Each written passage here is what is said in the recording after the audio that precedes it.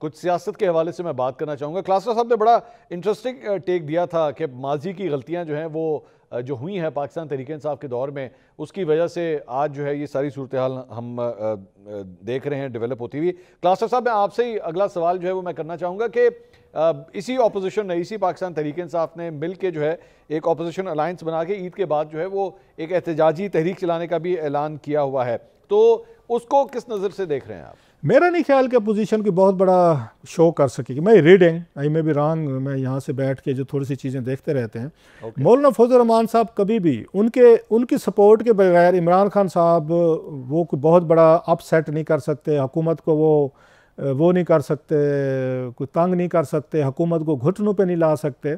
इमरान खान साहब के पास उस वक्त बड़ी सपोर्ट थी। 2014 में तहरुल कादरी साहब उनके साथ थे, उस वक्त के DGISI जो जनरल साहब थे वो उनके साथ थे। GHQ में रोज़ कहते थे खान साहब अंपायर की उंगली खड़ी हो जाएगी। जनरल रहील ने इनको बुला भी लिया था, इनको तहरुल कादरी साहब को, और इनको तहरुल कादरी साहब भी उनके साथ थे। बड़े मतलब डाई हार्ड वर्कर थे, बैटल रिंडन मतलब कहते हैं ना जैसे बैटल हार्डन, वो लोग थे। उसके बावजूद वो एहतजाज से हुकूमतें नहीं बदल सके थे। इमरान खान साहब, तहरुल कादरी, DGISI या उस वक्त की जो इस्टेब्लिशमेंट थी, ये हमारे सामने है। तो अब तो खान साहब के पास देखा जाए तो ऐसा कुछ नहीं है, ना उनको ISI से सपोर्ट है, ना GHQ से सपोर्ट है, ना उनको तहरुल कादरी साहब उनके पास हैं। तो एक ही बंदा वो ढूंढने की कोशिश कर रहे हैं, वो है उनका मौलाना फजल रहमान साहब। कि मौलाना फजल रहमान साहब अगर खान साहब को लगता है वो मेरे साथ मिल जाएँ तो हम हवा की यहाँ पे क्रिएट कर सकते हैं, मैस क्रिएट कर सकते हैं, कैटिक सिचुएशन हो सकती है और हुकूमत घुटनों पे आ जाएगी और हुकूमत डिसमिस हो जाएगी, नया इलेक्शन हो जाएंगे और मैं वज़ीर आज़म बन जाऊँगा। क्या मौलाना साहब इस वक्त ये खतरा मूल लेंगे? जो मैं बार बार कह रहा हूँ कि अपने वर्कर को PTI के साथ खड़ा कर दें, आए जी लड़ते हैं, इकट्ठे लड़ते हैं, फॉर व्हाट पर्पज़? मतलब उसके लिए पर्पज़ होना चाहिए। सो मुझे नहीं लगता कि मौलाना साहब जो हैं वो इमरान खान साहब की खातिर हुकूमत को दुश्मन बनाए। अच्छा, सबसे बढ़कर वो फ़ौज को दुश्मन बनाए, क्योंकि फ़ौज और इमरान खान साहब की लड़ाई चल रही है। वो क्यों बनाए भाई? उनको क्या मिलने वाला है? मौलाना साहब इनको इस्तेमाल कर रहे हैं और बड़े बुरे तरीके से कर रहे हैं। उन्होंने इनको 26वीं तरमीम पे इस्तेमाल किया। अभी पार्लियामानी पार्टी का ये इजलास था जो नेशनल सिक्योरिटी पे, उन्होंने वहाँ इस्तेमाल किया, एस्टेब्लिशमेंट के साथ अपने तल्लुकात ठीक बना लिए और पार्टी ये बैठ, ये तो गए नहीं थे, अब वो फिर इनको इस्तेमाल करेंगे। और अली अमीन गंडापुर साहब की वो वजारत आला के पीछे हैं जी, इनको हटाएं फिर हम बातचीत करते हैं, क्योंकि मौलाना और इनके अली अमीन गंडापुर साहब की बड़ी, आपको पता है कि खासी इनकी पुरानी सियासी दुश्मनी है। अब वो इनसे हटवाएंगे कि हटाएं जी फिर बात कर रहे। सो मौलाना साहब खान साहब को इस्तेमाल करेंगे, खान साहब के लिए इस्तेमाल नहीं होंगे वो। अच्छा, तो इसीलिए आपको लग रहा है कि ये इत्तेहाद कोई आगे या बहुत बड़ा कोई शो आपको फिलहाल नज़र नहीं आ रहा। शामी साहब, बड़ी इंटरेस्टिंग टेक है क्लासरा साहब की। आपने भी जाहिर बात है माजी में बहुत सी ऐसी तहरीकों को कवर किया है बतौर जर्नलिस्ट। क्या देख रहे हैं, कोई बड़ा शो होगा अपोजिशन की जानिब से? देखिए, ऐलानात तो हो रहे हैं लेकिन अभी तक मुत्तहिदा अपोजिशन जो है वह वजूद में नहीं आई। यानी मौलाना फजल रहमान साहब और शाहिद खाकान अब्बासी साहब अभी तक किसी इत्तेहाद में शामिल नहीं हुए। तो जब ये लोग शामिल हो जाएंगे तो उसके बाद देखेंगे कि किस तरीके से तहरीक चलती है, क्योंकि बेमकसद सड़कों पे निकल आना तो इन लोगों को गवारा नहीं होगा। तो इत्तफाक राय से फ़ैसले करना होंगे और मिल बैठकर फ़ैसले करना होंगे। तो हमें इंतज़ार करना चाहिए। अभी दावे तो किए जा रहे हैं लेकिन अमली तौर पर कोई अभी वाज़ेह सूरत सामने नहीं है।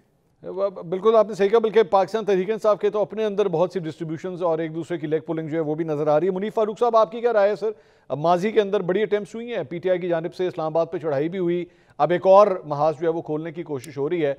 लगता है कोई सक्सेस मिलेगी ऑपोजिशन को? देखिए, बड़ा मुश्किल काम है। मुझे नहीं लगता कि इमरान खान साहब और JUIFA के दरमियान मामलात एकदम हल हो सकते हैं। प्रॉब्लम्स उनके एग्जिस्ट करते हैं और उनका प्रॉब्लम वो माजी की तलखियों से उसका ज़्यादा ताल्लुक़ है।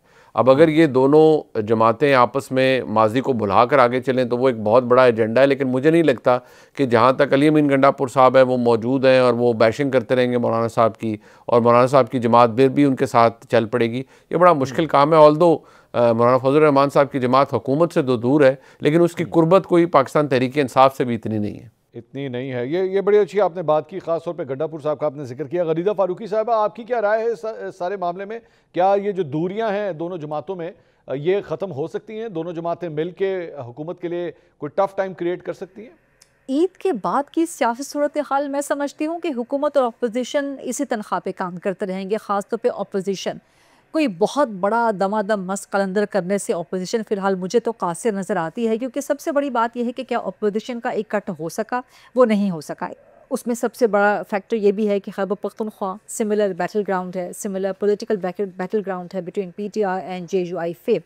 सो जब तक मौलाना फजल रहमान बाज़ाब्ता तौर पे ऑन बोर्ड नहीं होते, अपोजिशन के ग्रैंड अलायंस का हिस्सा नहीं बनते, तब तक मुझे कोई हुकूमत के ख़िलाफ़ कोई बहुत बड़ा काम होता हुआ नज़र नहीं आ रहा। और ये बहुत बड़ा, that's a very big if. मैं नहीं समझती कि मौलाना फजल रहमान किसी भी तौर पे अपोजिशन के ग्रैंड अलायंस का हिस्सा बनेंगे या पाकिस्तान तहरीके इंसाफ के साथ किसी भी ग्रैंड अलायंस को ज्वाइन करेंगे। PTI सोलो फ्लाइट बहुत दफ़ा कर चुकी है अपोजिशन की, 2014 से लेके 2011 से लेके मुसलसल वो सोलो फ्लाइट की आदी रही है सियासत में। सोलो फ्लाइट उनकी कभी भी कामयाब नहीं रही। और अब जबकि इमरान खान जेल में हैं, जबकि इमरान खान एक तरह से माइनस हैं सियासत में से, ख़त्मशुद हैं सियासत में से, सो उनकी एब्सेंस के साथ पाकिस्तान तहरीके इंसाफ एक हेडलेस चिकन के तौर पे ऑपरेट कर रही है। पंजाब की क़यादत उनकी बिल्कुल ग़ाइब है। खैबर पख्तूनख्वा क्या अली अमीन गंडापुर एक बार फिर विफाक पे चढ़ाई करना अफोर्ड कर सकते हैं? नहीं अफोर्ड कर सकते। सो ऐसी कोई सूरत हाल मुझे नज़र नहीं आ रही। तो अपोजिशन इसी तनख्वाह पे जो है वो काम करती रहेगी, हुकूमत के लिए कोई ख़तरा मौजूद नहीं होगा।